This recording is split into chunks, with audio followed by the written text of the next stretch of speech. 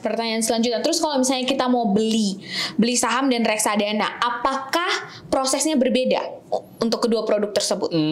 Prosesnya sebenarnya beda banget. Oh, beda banget. Tentu. Oke. Ketika kita mau beli saham, kita beli dari online trading. Oke, online Atau trading. misalkan kita kontak ke bagian dealernya di sekuritas tersebut. Nah, ketika kita beli dan itu harus di jam bursa. Jam bursa dari jam berapa? Dari jam 9 sampai jam 3 sore. Tapi kan ada break tuh dari jam 12 sampai jam setengah 1 sampai jam 1 ya. Iya, itu dia, makanya kita mesti belinya ketika jam bursa. Tapi misalkan gini, ya udah deh beli dari reksadana saham. Kalau reksadana saham gimana? Ya, sebenarnya kita beli itu ada cut off time-nya.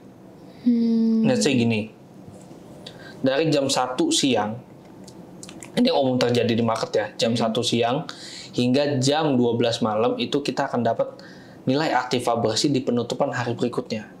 Tapi kalau misalkan dari jam ini belum pernah di case-nya belum pernah coba, tapi pernah dari jam 4 jam 5 pagi lah sampai jam 12 atau jam 1 siang itu kita akan dapat NAB penutupan hari itu. Seperti itu. Nah Mas, kalau memang prosesnya berbeda, berarti kan ketika kita mau membeli produk saham ataupun reksadana ini kan kita analisa terlebih dahulu. Betul. Nah, bagaimana cara melakukan analisa sebelum kita membeli produk saham dan reksadana? Apakah memiliki proses analisanya yang berbeda untuk kedua produk ini?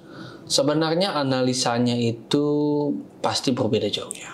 Karena kalau saham itu bisa menggunakan analisa fundamental berdasarkan hasil makroekonomi, terus ada kita harus memfaktorkan di industri, apakah industrinya akan perform atau tidak, terus laporan keuangan perusahaannya tersebut kita bandingin dengan perusahaan-perusahaan yang sektornya sama di satu sektor itu, kita bandingin juga siapa valuasi yang paling mahal dan paling murah, kinerja terbaik siapa, itu kan seperti itu.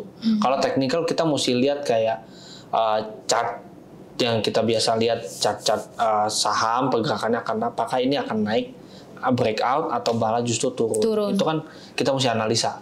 Sedangkan kalau misalkan reksadana, ya udah kita tinggal browsing aja dari faktor manajer investasinya, kinerjanya di fund fact sheet, tujuan investasi, kebijakan investasi, itu semua kita bisa compare dalam satu hal yang sebenarnya tidak lebih rumit dibandingkan kita berinvestasi di untuk analisa saham itu sendiri. Seperti itu.